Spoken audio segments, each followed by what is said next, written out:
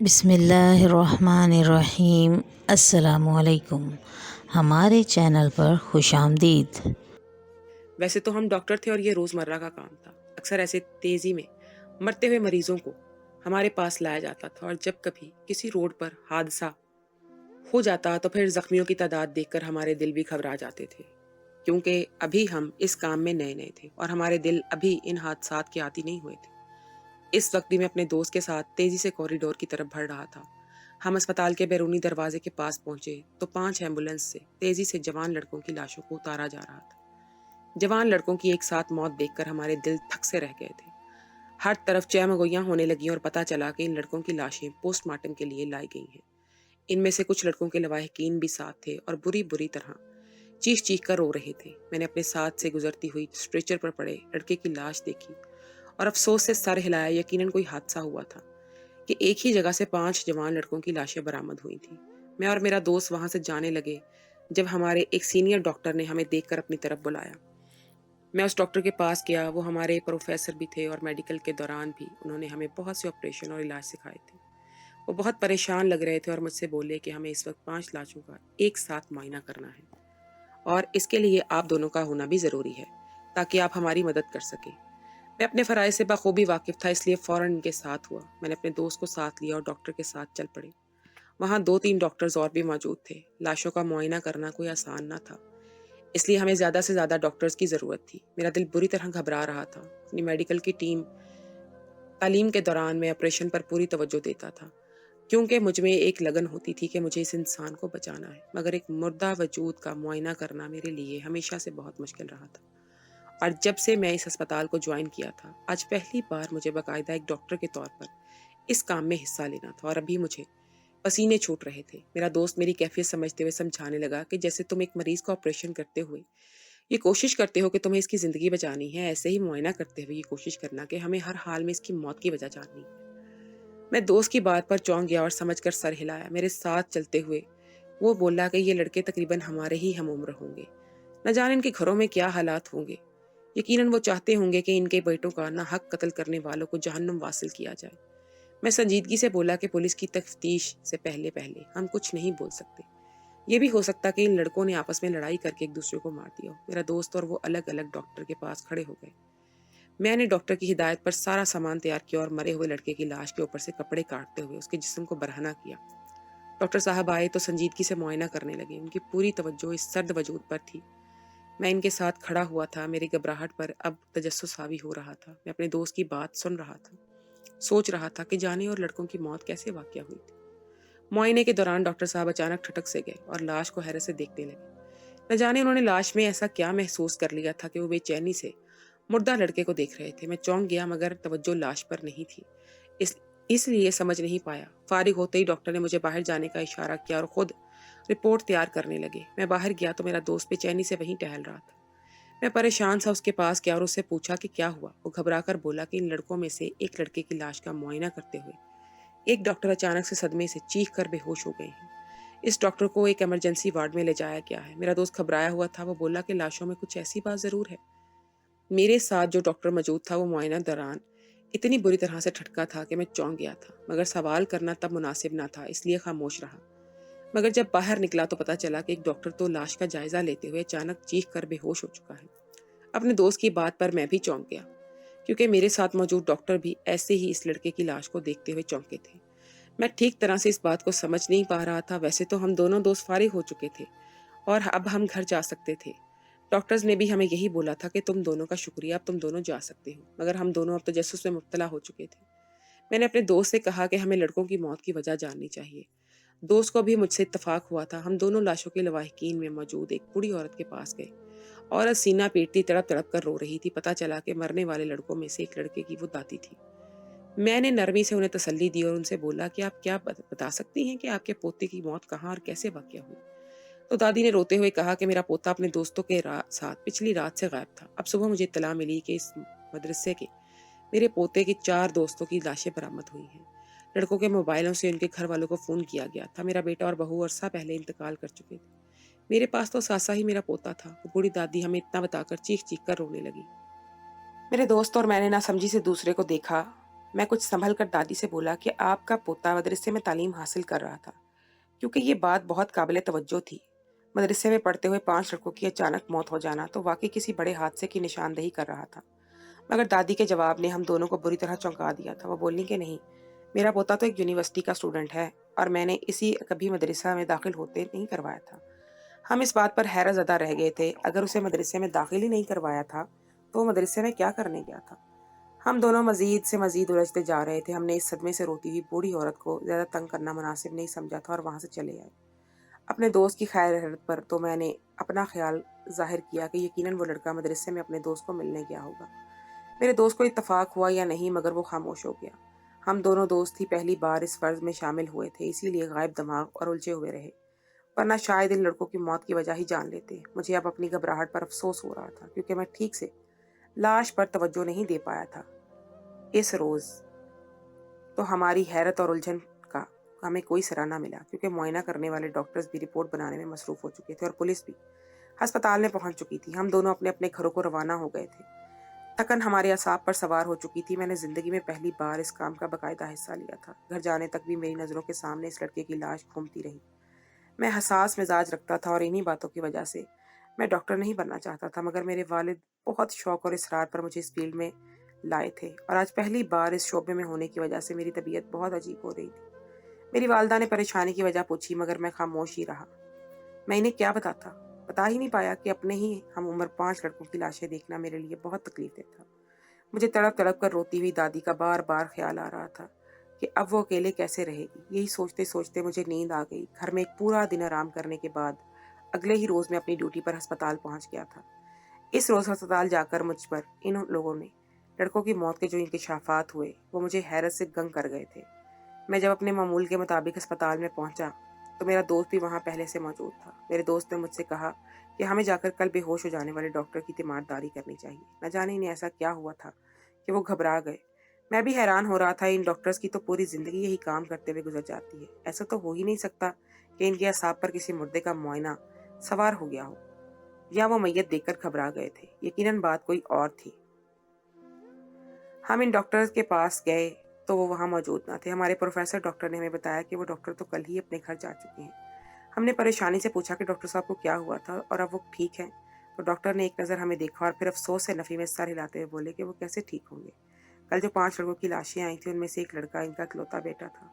मेरा दोस्त और मैं साकत से डॉक्टर साहब को देख रहे थे। अब हमें समझ आ रही थी कि वो क्यों इस मुर्दा वजूद का चेहरा देखते ही सदमे से बेहोश हो गए थे। डॉक्टर साहब अफसोस से बोले कि एक जवान लड़के की लाश का पोस्टमार्टम करते हुए जब लाश के चेहरे पर नजर पड़े तब बाप को पता चले कि वो उसका जवान बेटा उसके सामने पड़ा हुआ है तो उसकी क्या कैफियत होगी। ये सुनकर हमें भी अफसोस हुआ था। डॉक्टर होने की हैसियत से हमारा फ़र्ज़ था कि हम किसी मरीज़ का इलाज करें या किसी लाश का मुआयना करें, लेकिन ये फ़र्ज़ इतना अज़ियतनाक हो सकता है जब हमारे सामने हमारा कोई अपना मौजूद हो। हम इस डॉक्टर की कैफियत को समझ रहे थे। अस्पताल में आने वाले मरहूमीन में और इन ज़ख्मियों में बाज़ औक़ात ऐसा भी हो जाता है कि डॉक्टर अपने ही घर वालों के सामने आ जाते।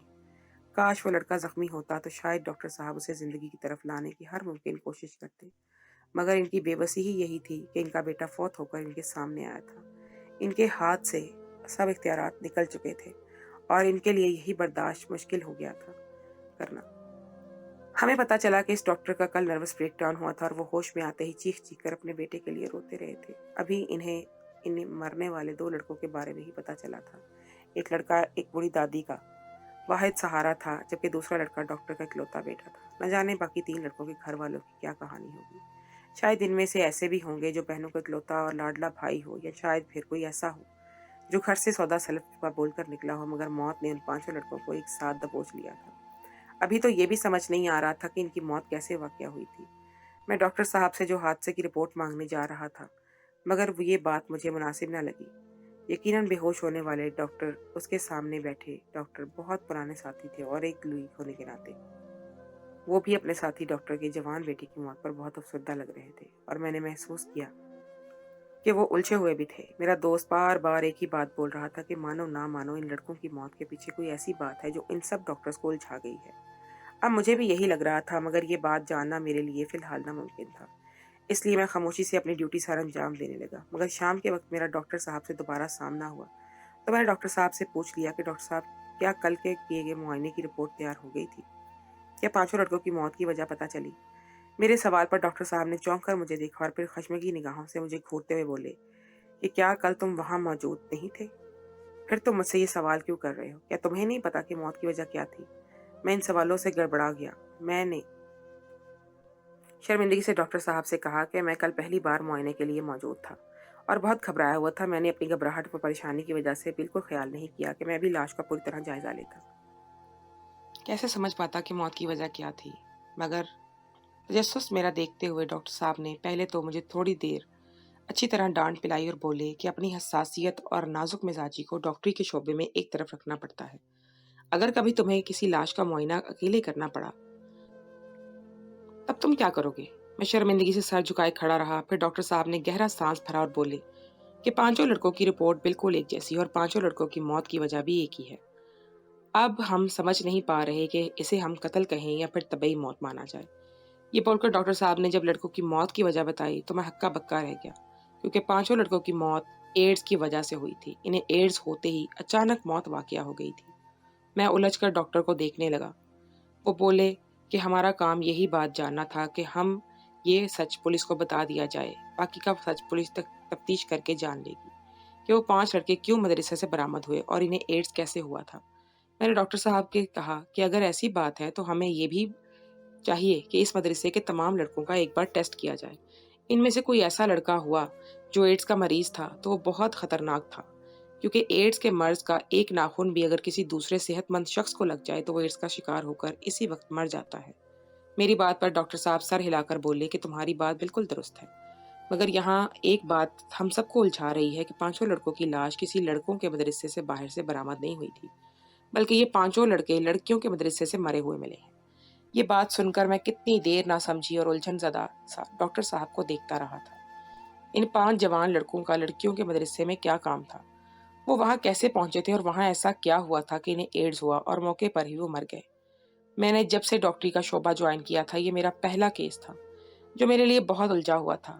इसलिए मेरा मुतजस्सिस होना और परेशान होना फितरी था। मगर डॉक्टर साहब का इत्मीनान देखकर पता चल रहा था कि वो दिन में न जाने ऐसे कई केसेस देखते रहते थे।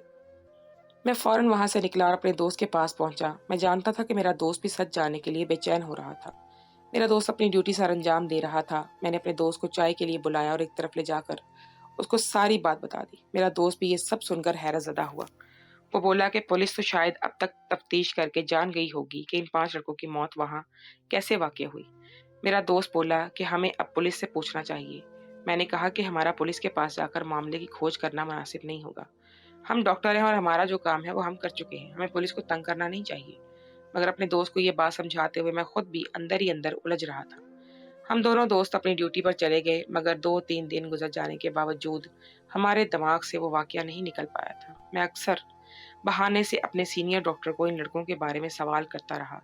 एक रोज डॉक्टर ने मुझे डपट दिया और बोले कि हम डॉक्टर्स हैं, हमारे अस्पताल में ऐसी कई लाशें और मरीज आते रहते हैं, तो क्या हम सबके पीछे पड़े रहोगे? तुम्हारा काम मरीजों पर तवज्जो देना है जो इस वक्त हमारे सामने मौजूद है, इसलिए जो गुजर चुका है उस पर तवज्जो मत दो। डॉक्टर साहब की बात दुरुस्त थी, मगर मैं इन जैसा मैच्योर और समझदार न था कि मैं पहली बात से तवज्जो हटा पाता। मेरे अंदर का तजस्सुस बेचैन मुझे कर रहा था और चैन नहीं लेने दे रहा था, और कुछ ऐसा ही हाल मेरे दोस्त का भी था। हमारा बस नहीं चल रहा था कि हम किसी तरह उड़कर पुलिस के पास पहुंच जाते और इनसे पूरे मामले की खोज करते। इंटरनेट पर मदरसों के बारे में बहुत कुछ सर्च किया, मगर मुझे ऐसा वैसा कुछ भी नहीं मिला था जिससे मौत के बारे में जान सकता। दारुल अमान हो, मदरसे हों या कोई भी शोबा हो, इनमें सब एक जैसा ही चल रहा था। मुझे ऐसा लग रहा था कि जैसे इन 5 लड़कों ने जानबूझकर मारा गया था। लोगों को उलझाने और पुलिस की तवज्जो हटाने के लिए इन लड़कों की लाशों को लड़की के मदरसे के बाहर पहुंचा दिया गया था। मुझे मदरसे का नाम पता चला तो एक रोज मैं सादा लिबास में बहाने से इस मदरसे के सामने पहुंचा। मदरसे के बाहर एक चौकीदार मौजूद था। जब मैंने चौकीदार से चंद रोज पहले वाले हादसे के बारे में सवालात किए तो मुझे शक से देखने लगा। मैंने उसे झूठ बोल दिया कि मरने वाले लड़कों में से एक लड़का मेरा बेहतरीन दोस्त था और मैं सिर्फ अपने दोस्त की मौत के बारे में जानना चाहता हूँ कि मेरे दोस्त का इस लड़कियों के मदरसे में क्या काम था। वो चौकीदार बोला कि यही सवाल सबके दिमागों में चुभ रहा है।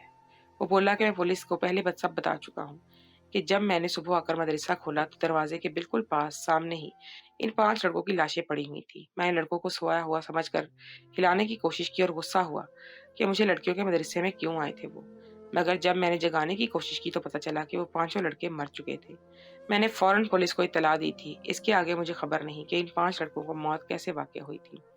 मदरसे में कुछ भी ऐसा वैसा दिखाई नहीं दिया था, जिससे अंदाज़ा लगाया जा सकता कि वो लड़की के मदरसे में क्यों दाखिल हुए थे। कैसे इनकी मौत वाक़या हुई और इस चौकीदार ने भी मुझे कुछ ख़ास बात नहीं बताई थी। मुझे वापस आना पड़ा। मेरा दोस्त भी इस मामले की खोज में पड़ा हुआ था और जब कुछ दिनों बाद मैं इस वाक़ये को तकरीबन भुला चुका था, तो एक रोज़ मेरे दोस्त ने मुझे फ़ोन करके अपने घर बुलाया और मुझसे बोला कि क्या तुम्हें याद है हमारे अस्पताल में 5 लड़कों की लाशें आई थीं, जिनकी मौत एड्स से हुई थी। मैंने अपने दोस्त के सवाल पर ठटक गया और बोला कि हाँ, मुझे अच्छे तरीके से याद है, बहुत, क्योंकि मैं इनकी मौत की वजह नहीं जान पाया था। मेरा दोस्त बोला कि मैं इनकी वजह जान गया हूँ, इसलिए जल्दी आओ, मैं तुम्हें पूरी तफसील बताता हूँ। मैं अपने दोस्त के घर पहुंच गया। मेरा दोस्त मेरा ही मुंतज़िर था। वो मेरा हाथ पकड़कर तेज़ी से अपने कमरे में ले गया और कमरे का दरवाज़ा बहुत अच्छे से बंद कर दिया। मैं दोस्त की मशकूक हरकतों पर हैरान रह गया था। तब मेरे दोस्त ने मुझे बताया कि कुछ रोज़ पहले मेरी अम्मी की एक कज़न हमारे घर आई। वो बहुत बुरी तरह रो रही थी कि उनकी बेटी की तबीयत सख्त ख़राब रहने लगी है। वो अम्मी से दरख्वास्त कर रही थी कि मैं इनकी बेटी का इलाज अपने अस्पताल में करवाऊँ, क्योंकि इनका माहौल बहुत पाबंद है, इसलिए वो अपनी बेटी को अस्पताल में गैर मर्दों के पास इलाज के लिए नहीं लेकर जा सकते थे। मैं अपने दोस्त की बेतुकी कहानी पर उकताकर उसे देखने लगा। उसे टोक कर बोला कि तुम अपनी कज़न का मुझे क्यों बता रहे हो? अगर तुम उसका इलाज करवाने के लिए मेरी मदद चाहते हो तो तुम्हें मुझसे झूठ बोलना नहीं चाहिए था। मैं यहाँ सिर्फ इन लोगों की मौत के बारे में जानने आया हूँ। दोस्त की गलत बयानी पर गुस्सा आ रहा था मुझे, मगर मेरे दोस्त ने ज़िच होकर मुझे देखा और बोला, खामोशी से मेरी बात सुनो, मैं इन्हीं लड़कों की मौत की वजह बताने वाला हूँ। मैं अपने दोस्त की बात पर ठटक गया। एक बीमार लड़की का, मेरे दोस्त की खाला की लड़की का, किसी का भी क्या लेना देना था उन लड़कों के साथ, मगर मुझे खामोश होकर सुनना पड़ा। मेरा दोस्त बोला कि मैंने अपनी अम्मी के बोलने पर खाला के इस बेटी की सारी रिपोर्ट्स लीं, तो खाला ने मुझे कहा कि बेटा तुम हमारे घर आकर मेरी बेटी को चेक कर लेना, अगर ज़रूरत पड़ी तो इसे अस्पताल में भी ले जाएंगे, मगर तुम्हारा सहारा होगा तो मैं अपने शौहर को मना सकूंगी, वरना मेरे शौहर पर्दे के सख्त पाबंद हैं और अपनी बेटी को किसी गैर डॉक्टर के हवाले नहीं करना चाहते। मैं खाला के इसरार पर इनके घर चला गया। जब इनकी बेटी का चेकअप किया तो मुझे हैरत का झटका लगा कि वो लड़की हामला थी। मेरा दोस्त मजीद बोला कि मैंने खाला को बुलाकर पूछा कि खाला आपकी बेटी शादीशुदा है? हालांकि वो लड़की एक कम उम्र लड़की लग रही थी और शादीशुदा कहीं से भी नहीं लग रही थी। मेरे सवाल पर खाला और उनकी बेटी का रंग उड़ गया। खाला परेशानी से बोली कि नहीं, ये कवारी है, तुम ऐसी बात क्यों कर रहे हो? तो मैंने हैरत से खाला को बताया कि आपकी बेटी माँ बनने वाली है। जब मैंने हैरत का इजहार किया तो खाला ने मुझे बताया कि मेरी बेटी को एड्स है। जब हमने पहली बार इसका डॉक्टर से चेकअप करवाया था तो डॉक्टर ने बताया कि आपकी बच्ची को एड्स है, इसे तबई तौर पर यह बीमारी लगी है, लेकिन अब इसे बहुत एहतियात से रहना होगा, इसे लोगों से कम मिलना होगा, क्योंकि एड्स के मरीज बहुत खतरनाक होते हैं और अगर इनकी वजह से किसी को थोड़ा सा भी जख्म हो जाए तो वो बंदा एड्स से मर जाता है। खाला बोली कि इस रोज के बाद से मेरी बेटी कमरे में बंद होकर रह गई है। ना मैं इसे कहीं लेके जाती हूँ, ना कहीं किसी से मिलने देती हूँ। मैं खुद भी ये दूर रहकर खाना देती हूँ। मेरा दोस्त बोला कि मैं इस बात पर उलझ गया था कि ऐसा तो हो ही नहीं सकता था कि ये मौत ज़ाती तौर पर हमला हो गई हो, किसी ने तो इसके साथ ज्यादती की थी। फिर मेरे पूछने पर खाला ने मुझे बताया कि हमारी बेटी आलमा बन रही है और मैं इसे अपने दोस्त के मदरसे में दाखिल करवाया हुआ है। जब वहाँ से सारी लड़कियाँ पढ़कर चली जाती हैं तो शाम को तालीम के लिए मेरी बेटी इस मदरसा में अकेली जाती है। मेरी दोस्त ने इस मदरसे का नाम बताया तो मैं चौंक गया, क्योंकि ये वही मदरसा था जिसमें वो 5 लड़के मरे हुए मिले थे। मेरा दोस्त बोला कि इसके बाद मैं किसी हद तक मामला समझ चुका था। मैं जब खाला की गैर मौजूदगी में उनकी बेटी को इत्मीनान दिलाया कि मैं इस बात को राज रखूंगा, तो वो रो रो कर मुझे बताने लगी कि एक शाम वो एक मदरसे में पहुंची तो मेरी बाजी, जिनका मदरसा घर के साथ ही था बिल्कुल, इन्हीं घर से फ़ोन आया कि उनके बेटे की अचानक तबीयत ख़राब हो गई है। बाजी मुझे थोड़ी देर के लिए मदरसा में छोड़कर अपने घर चली गई। मैं मदरसा में अकेली रह गई थी। वो 5 लड़के मदरसा में दाखिल हुए। वो लड़के किसी घर में चोरी करने गए थे, मगर वो किसी पुलिस वाले का घर था और जब पुलिस वाले का अमला पहुंचा तो लड़के पुलिस के डर से भागकर मदरसे में पहुंचे और छुप गए। मदरसा बिल्कुल खाली था। लड़कों ने जब वहां पर मुझे अकेला बैठा हुआ देखा तो इनके ऊपर शैतान हावी हो गया और इन 5 ने बारी बारी मिलकर मेरे साथ ज्यादती की। मैं अपने दोस्त के पास मुतासफ हुआ। मेरा दोस्त बोला कि मेरी खाला की बेटी बुरी तरह रो रही थी। वो बोली कि बाजी अपने बेटे को लेकर अस्पताल चली गई थी। इन्हें मेरा ख्याल नहीं आया और ना ही उन्होंने मेरे घर फोन करके मेरे बारे में बताया। मैं इन लड़कों की दरिंदगी का निशाना बन गई थी और किसी को खबर तक ना हुई। मैं बहुत मुश्किल से खुद को संभाल कर बाजी के घर का दरवाजा पार करके इनके घर पहुंची थी। बाजी इस वक्त डॉक्टर से अपने बेटे को दिखाकर लाई थी। वो मुझे देखकर घबरा गई और मुझसे माफी मांगने लगी। वो मेरे बारे में बिल्कुल भी भूल चुकी थी। लड़की बोली कि मैं अपनी हालत اپنی بڑی سی چادر میں چھپا گئی۔ باجی نے مجھے گھر پہنچا دیا اور میں گھر آئی تو بخار میں جلنے لگی۔ میرے والدین کو لگا کہ اس مدرسے میں اکیلی ہونے کی وجہ سے میں بہت بری طرح ڈر گئی۔ اس روز کے بعد سے میں مدرسہ واپس نہیں گئی تھی۔ میں کسی کو بھی نہیں بتا پائی کہ اس رات مدرسے میں میرے ساتھ کیا ہوا تھا۔ وہ روتے ہوئے بولی کہ ان لڑکوں کو کبھی معاف نہیں کروں گی۔ تب میں نے اسے بتایا کہ وہ 5 لڑکے اپنے انجام کو پہنچ گئے تھے۔ تمہارے ساتھ غلط کرنے کے بعد جب انہیں مدرسے سے نکلنے کی کوشش کی تو وہیں پر مر گئے، کیونکہ اس لڑکی کے ساتھ زیادتی کرنے کی وجہ سے انہیں ایڈز ہو چکا تھا۔ ان 5 لاشوں کا معمہ تو حل ہو چکا تھا، مگر مجھے اس لڑکی کا دکھ ہو رہا تھا اور میں اللہ کا انصاف بھی دیکھ چکا تھا کہ کیسے ان 5 لوگوں کو اس بے گناہ کی سزا اللہ نے دنیا میں ہی دے دی تھی، اور وہ بری بھری جوانی میں ہی ایڈز کی وجہ سے ہی موت کے منہ میں جا چکے تھے۔